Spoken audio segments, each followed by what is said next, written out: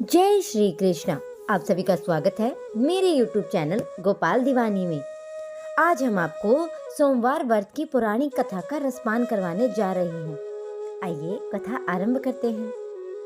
अमरपुर नगर में एक धनी व्यापारी रहता था। दूर दूर तक उसका व्यापार फैला हुआ था। नगर में उस व्यापारी का सभी लोग मान और सम्मान करते थे। इतना सब कुछ होने पर भी वह व्यापारी अंतर्मन से बहुत ही दुखी था, क्योंकि उस व्यापारी का कोई भी पुत्र नहीं था। दिन रात उसे एक ही चिंता सताती रहती, उसकी मृत्यु के बाद इतने बड़े व्यापार और धन संपत्ति की रक्षा कौन करेगा, उसे कौन संभालेगा। पुत्र पाने की इच्छा से वह व्यापारी प्रति सोमवार भगवान शिव की व्रत और पूजा किया करता था। सायंकाल को व्यापारी शिव मंदिर में जाकर भगवान शिव के सामने घी का दीपक जलाया करता था। उस व्यापारी की भक्ति को देखकर एक दिन माता पार्वती ने भगवान शिव से कहा कि हे प्राणनाथ, यह व्यापारी आपका सच्चा भक्त है। कितने दिनों से यह सोमवार का व्रत और पूजा नियमित रूप से करता आ रहा है। भगवान, आप इस व्यापारी की मनोकामना को अवश्य पूर्ण करें। भगवान शिव ने मुस्कुराते हुए कहा कि हे पार्वती, इस संसार में सबको अपने कर्म के अनुसार ही फल की प्राप्ति होती है। प्राणी जैसा कर्म करते हैं उन्हें वैसा ही फल प्राप्त होता है। और इसके बावजूद भी पार्वती जी नहीं मानी। इतना आग्रह करने के बाद उन्होंने कहा कि नहीं प्राणनाथ, आपको इस व्यापारी की इच्छा तो पूरी करनी ही पड़ेगी। यह आपका अनन्य परम भगत है। प्रति सोमवार आपका विधिवत व्रत करता है और पूजा अर्चना के बाद आपको भोग लगाकर एक समय का भोजन ग्रहण करता है। आपको इसे पुत्र प्राप्ति का वरदान देना ही होगा। पार्वती का इतना आग्रह देखकर भगवान शिव ने कहा कि तुम्हारे आग्रह पर मैं इस व्यापारी को पुत्र प्राप्ति का वरदान देता हूँ, लेकिन इसका पुत्र 16 वर्ष से अधिक जीवित नहीं रहेगा।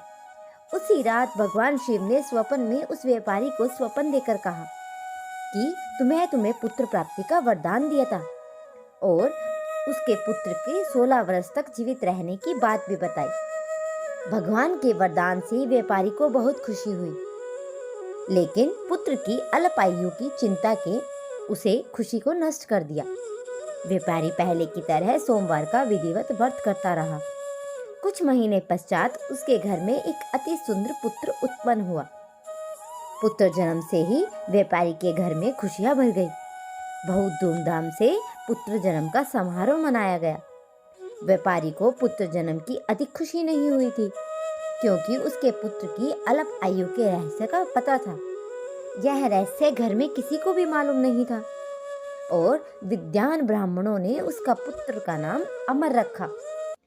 जब अमर 12 वर्ष का हुआ तो शिक्षा के लिए उसे वाराणसी भेजने का निश्चय तय हुआ और व्यापारी ने अमर के मामा दीपचंद को बुलाया और कहा कि अमर को शिक्षा प्राप्त करने के लिए वाराणसी छोड़ आओ। अमर अपने मामा के साथ शिक्षा प्राप्त करने के लिए चल दिया। रास्ते में जहाँ भी अमर और दीपचंद रात्रि में विश्राम के लिए ठहरते, वहीं पर यज्ञ करते और ब्राह्मणों को भोजन कराते थे। लंबी यात्रा के बाद अमर और दीपचंद एक नगर में पहुंचे। उस नगर के राजा की कन्या के विवाह की खुशी को पूरे नगर में सजाया गया था। निश्चित समय पर बारात भी आ गई, लेकिन वर का पिता अपने बेटे के एक आंख से काने होने के कारण बहुत ही चिंतित था। उसे उस बात का भय सता रहा था कि राजा को इस बात का कहीं पता चलने पर वह विवाह से इनकार न कर दे, उससे उसकी बहुत ही बदनामी होगी। वर के पिता ने जब अमर को देखा तो उसके मस्तिष्क में एक विचार आया। उसने सोचा, क्यों ना इस लड़के को दूल्हा बनाकर राजकुमारी से इसका विवाह करा दूं। विवाह के बाद इसको धन देकर विदा कर दूंगा और राजकुमारी को अपने नगर ले जाऊंगा। वर के पिता ने इसी संबंध में अमर और दीपचंद से बात की। दीपचंद ने धन मिलने के लालच में वर के पिता की बात को स्वीकार कर ली और अमर को दूल्हे के वस्त्र पहनाकर राजकुमारी चंद्रिका से उसका विवाह करा दिया गया। राजा ने बहुत सा धन देकर राजकुमारी को विदा किया। अमर जब लौट रहा था तो सच को छिपा नहीं सका। उसने राजकुमारी की ओढ़नी पर लिख दिया, राजकुमारी चंद्रिका, तुम्हारा विवाह तो मेरे साथ हुआ था। मैं तो वाराणसी में शिक्षा प्राप्त करने के लिए जा रहा हूँ। अब तुम्हें जिस नवयुवक की पत्नी बनना पड़ेगा वह कान्हा है। जब राजकुमारी ने अपनी ओढ़नी पर लिखा हुआ पढ़ा तो उसने काने लड़के के साथ जाने से इनकार कर दिया।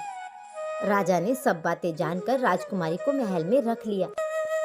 उधर अमर के मामा दीपचंद के साथ वाराणसी पहुंच गया। अमर ने गुरुकुल में ही पढ़ना शुरू कर दिया। जब अमर की आयु 16 वर्ष की हुई तो उसने एक यज्ञ किया। यज्ञ की समाप्ति पर ब्राह्मणों को भोजन करवाया और खूब और अन्न और वस्त्र दान किए। रात को अमर अपने शयन कक्ष में सो गया। शिव के वरदान के अनुसार शयन अवस्था में ही अमर के प्राण पखेरु उड़ गए।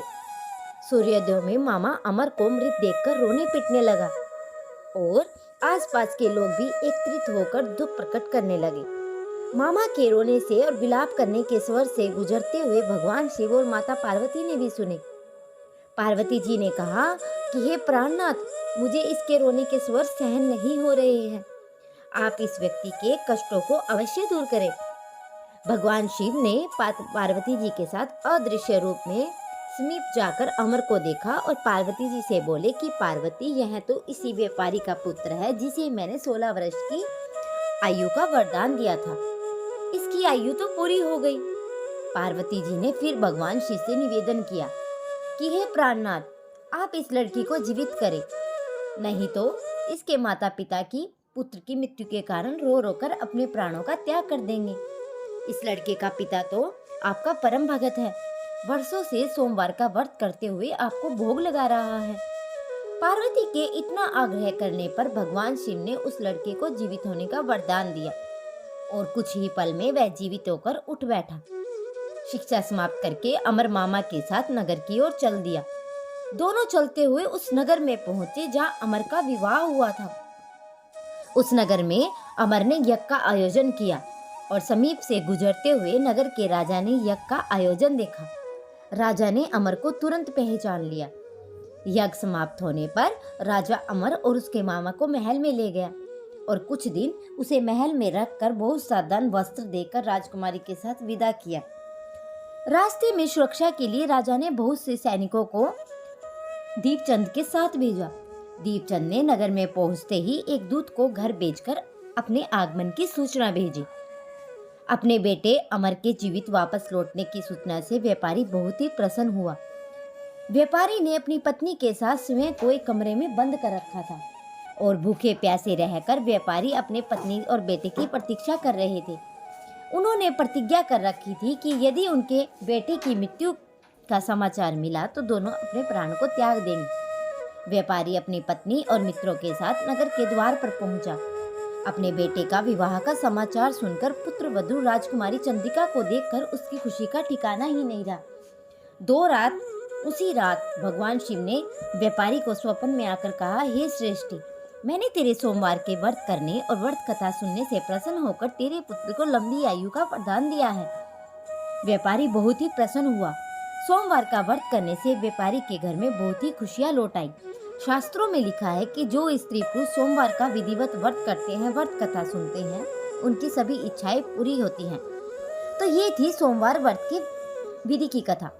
अगर आप सभी को वीडियो पसंद आई हो तो मेरे चैनल को सब्सक्राइब करें, वीडियो को लाइक करें और कमेंट में जय श्री कृष्णा अवश्य लिखें।